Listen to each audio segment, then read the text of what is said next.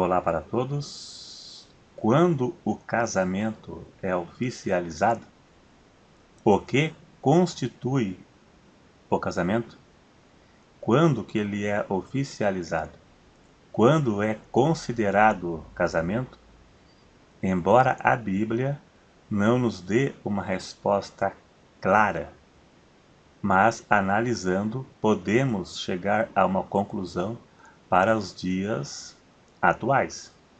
Lembrando que o casamento tinha uma tradição judaica daqueles tempos, mas sempre teve uma forma de oficializar. Alguns, nos dias de hoje, acham que é durante a cerimônia na igreja, outros acham que é quando o casal tem a primeira relação sexual, outros acham que é quando um casal passa a morar junto, e outros acham que é quando o casamento é feito no cartório. Vamos analisar cada uma dessas citações para chegarmos à conclusão objetiva. Realmente tem como chegar a uma conclusão. Então vamos analisar e chegaremos à conclusão. E se você gostar, dá um clique em gostei para ajudar a divulgar o vídeo. E se você não for inscrito, se inscreva para receber as notificações de quando eu postar um novo vídeo.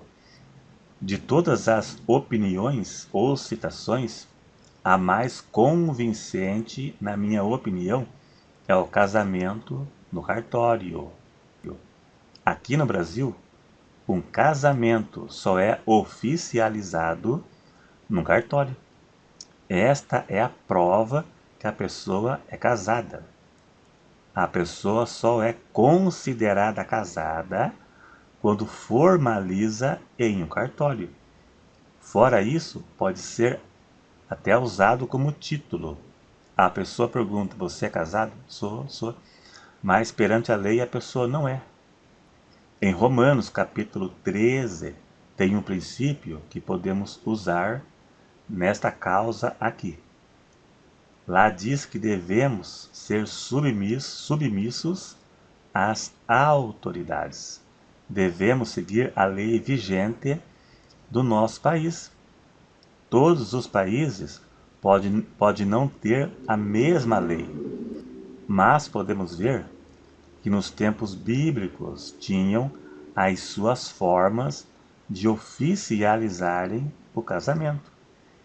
Isso pode variar entre países e culturas diferentes, como foi nos tempos bíblicos na cultura judaica. E aqui no Brasil é oficializado no cartório.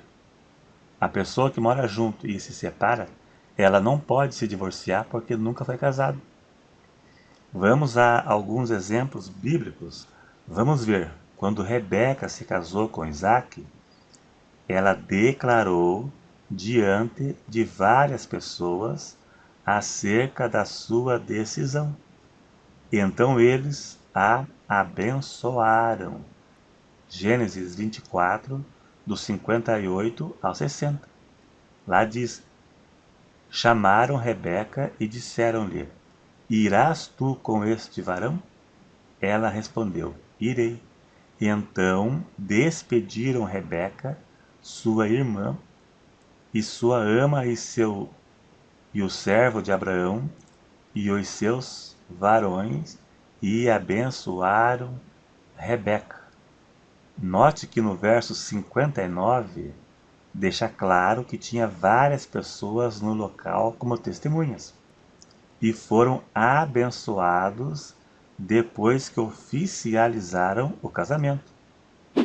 Podemos ver isso aí no exemplo de hoje.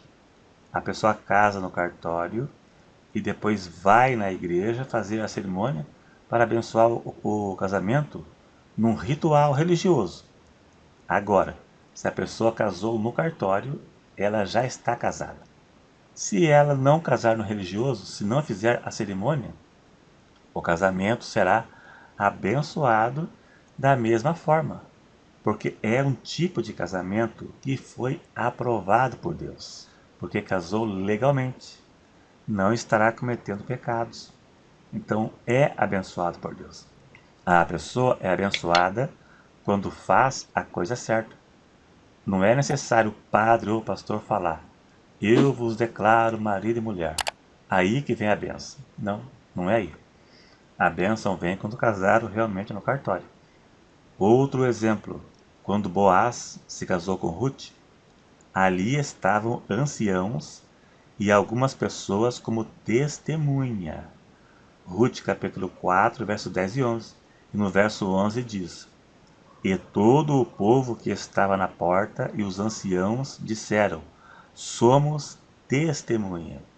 Veja bem, eu creio que da mesma forma que o divórcio nos tempos bíblicos era dado uma carta como prova que a pessoa estava se divorciando. Então podemos acreditar que o casamento também era dado alguma carta que comprovasse que a pessoa era casada. Suponho que fosse assim. Mas então, quando o casamento é oficializado, a cerimônia na igreja não oficializa o casamento. A frase do padre ou do pastor, eu vos declaro marido e mulher, não oficializa o casamento. É apenas uma cerimônia religiosa. Note que no casamento de Rebeca com Isaac, primeiro formalizaram o casamento com várias testemunhas de acordo com a tradição. Depois foram abençoados.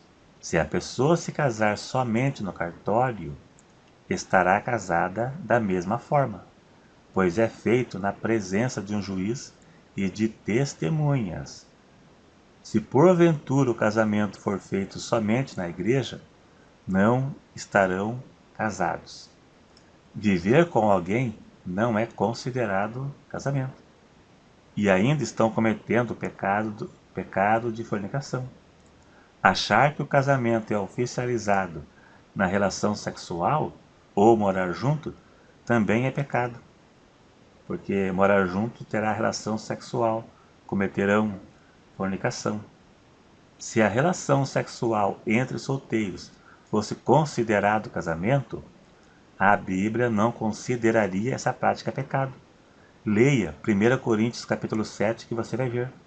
No verso 2 ali, por ali, diz: por causa da prostituição ou da imoralidade sexual, cada um tem seu próprio marido e cada um tem a sua própria mulher.